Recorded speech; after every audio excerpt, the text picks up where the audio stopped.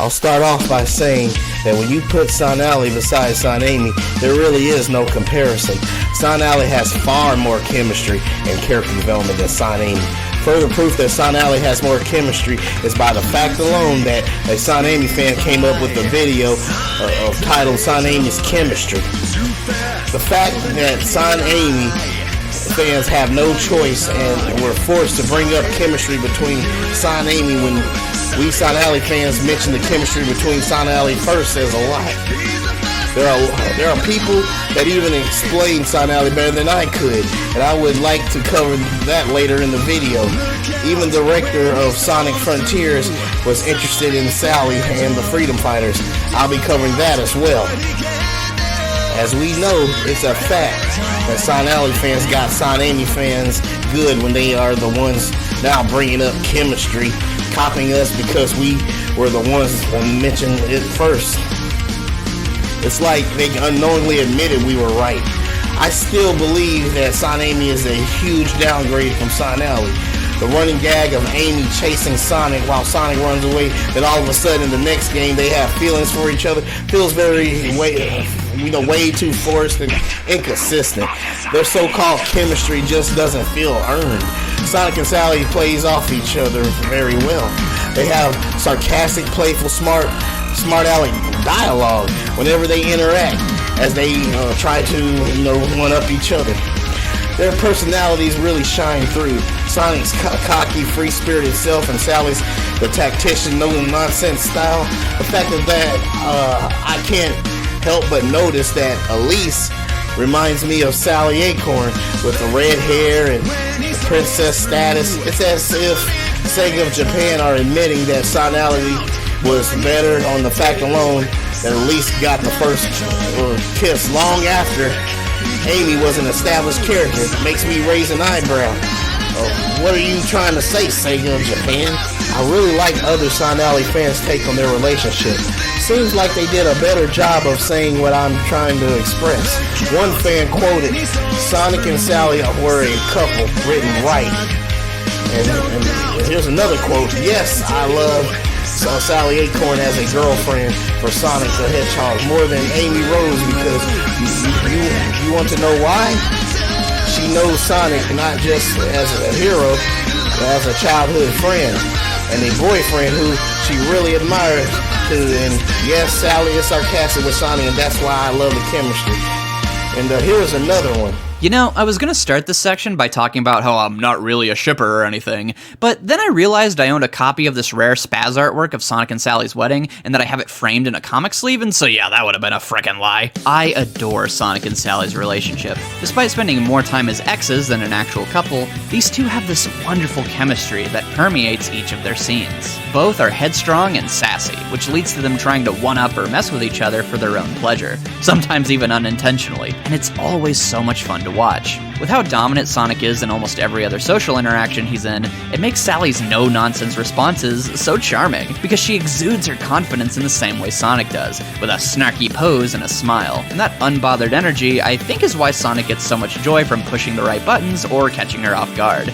It's this cute, "I gotcha, didn't I?" energy. Similarly, Sonic is this grand hero who does all these amazing feats, and yet he so clearly respects and appreciates Sally's intellect and how much she takes on as a princess. How she's able to save the day in ways he can't, or fights battles through means that he would quite frankly be bored by. Sally is the planner, and Sonic always refers back to her because 1, she's proven herself capable, but 2, because it allows Sonic to have all the fun with none of the hassle. He appreciates that she sits around and thinks so that he doesn't have to stop moving. While it's a ridiculous and frankly dark way of putting their relationship, Eggman was right when he says that Sonic is the weapon of mass destruction that Sally aims. In other words, the will in the way. But I like Eggman's version better because it just makes both feel even more like badasses. I love it. But there's another side to their dynamic too.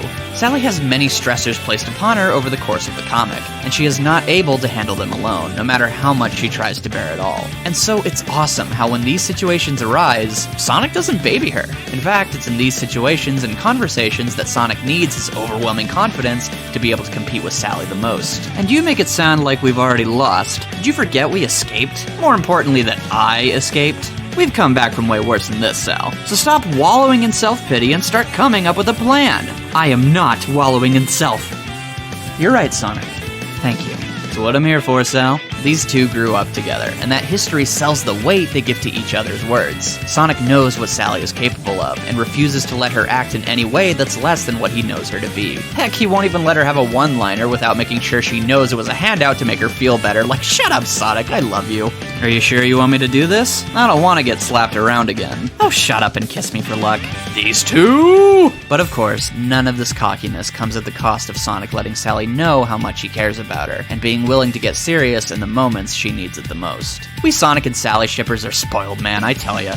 They get married, have kids, and whole stories dedicated to showing their domestic life in the future. Bro, look at Sonic's daughter. She thinks her dad is so cool, and you know what? She's cool too. Sonic and his kids fight perfect chaos together. Sonic gets to be a Chad father and husband. Sally's having a great old time. I love it. Then there's the Genesis arc, in which Sonic and Sally are trapped in an alternate reality where they are meeting for the first time. Yet the twist is that their feelings for each other from the previous world remain. And I love how the comic uses this to depict their attraction to one another in ways we don't often get to see. Like that feeling of, dang, she kinda cute though. The first thing Sonic says upon seeing Sally is, wow.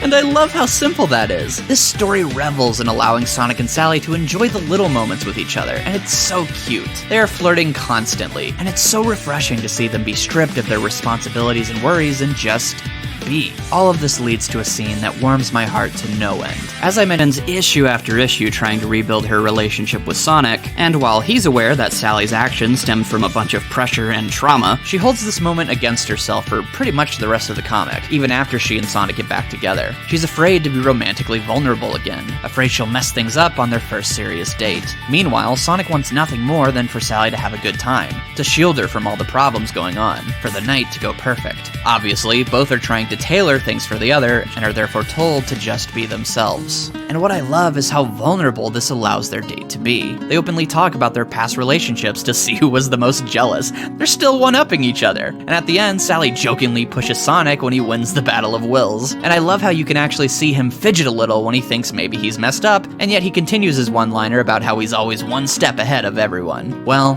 don't get too much further ahead. No? Why not? Because I want to be there by your side. Really? Think you can keep up? If you let me. Yeah, I guess I can slow down for you. Sonic and Sally really don't seem like they'd work as a couple. Like Sally says, there's no telling Sonic the Hedgehog to slow down, which is what makes it all the more special that he wants to. He chooses to. Sure, they could both just do their own thing, but where would the fun be in that? Sonic and Sally love each other, and that's what makes them more than willing to speed up or slow down so they can run side by side. At the start of the Genesis arc that I mentioned earlier, Sally is shot down by Eggman. Thanks to him resetting reality, however, Sonic and Sally are able to find each other in this new timeline. And throughout the entire story, something draws them together. But it's not just that they also happen to like each other in this reality. It's that being with each other feels correct. It feels right. And it's that connection that persists through Sonic's time there that allows him to recall his memories of the other world. At first, it's just a feeling that Sally will be hurt if he doesn't do something now. And that leads him to confront Eggman and attempt to fix the timeline, to maybe give him a few more seconds to save her. In one of my favorite moments in this entire franchise, as the world and the comic itself begins to fade away around her, with even Sonic unsure if things will work out, Sally isn't afraid. Sonic will take care of everything, as the two reach out and promise to meet again on the other side. When the world returns, Sonic saves Sally, and on their way to face the big man himself, Sally sees a message in the window. Their connection was so strong that even when all of time and space had shifted, their love for each other somehow pierced through it all. Absolutely beautiful. A Sonally fan had asked the director of Sonic Frontiers about including Sally Acorn in Sonic games, and he said he was very interested, but he will have to ask Lazuka to do it. This is the most progress we as Sonally fans have gained in a long time. The director of Sonic Frontiers even drew pictures of Sonic and Sally for that Sally fan and signed it. He even liked someone's comment who asked for the Freedom Fighters and Sally. You can just see all the happy fans just commenting and loving this. But of course, the petty anti-Sally and Freedom Fighter fans had to bring up drama to to him and tried to beg him not to bring the freedom fighters, and even went on to attack a Sally and freedom fighter fan from his past long ago. That's just rude. Starting an argument just because you're not a fan makes not only you look bad, but the fandom as a whole. The Sally and Freedom Fighter fans have been nice throughout the whole thing of asking Sega to bring them back. Here's a video as proof. And then just one other thing that we kind of wanted to mention. We've seen a lot in the past few weeks about Sally Acorn and the Freedom Fighters and the whole Rally for Sally movement, which we love. We love that you guys are passionate. We do see you. Unfortunately, we don't have any news about them coming back anytime soon. We will let you know if there ever changes. But we do appreciate the passion and the drive, and keep that up. Yep, agreed. Yeah, that's not much else we can say on it, but that's, yeah. Thank you guys for continuing to hit us up and tagging us in all myriads of social media. Yeah, and honestly, thank you all for being respectful about it as well. I've noticed that. It has been a very kind movement, very passionate, so we do see you. We know what's happening. So just wanted to throw that out there. We do see, we do care, but unfortunately no news right now. We, as Sally Acorn and Freedom Fighter fans, must remember to be humble and nice while we ask Sega to put them in the game. Remember, they hold the license and they basically can do whatever they want. We are at their mercy. If we make them mad, we might never see the Freedom Fighters again.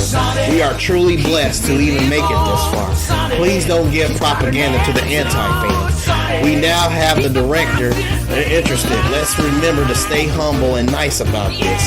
Let them be the ones that try to start a fight, and do not respond negatively when they are talking to Sega and or the director. It would make them look bad instead. Let that be our strategy going forward. I believe I covered everything I wanted to cover from the chemistry of Sonic and Sally, other people expressing it in better words than I could, the director liking it, and of course the fact that Sonamy fans and the Freedom Fighter fans have been nice about it. Well, nothing left to say but live every day in victory, and of course cue in the victory music, victory fanfare. Till next time, dudes and dudettes, and we are out. Cue the victory music.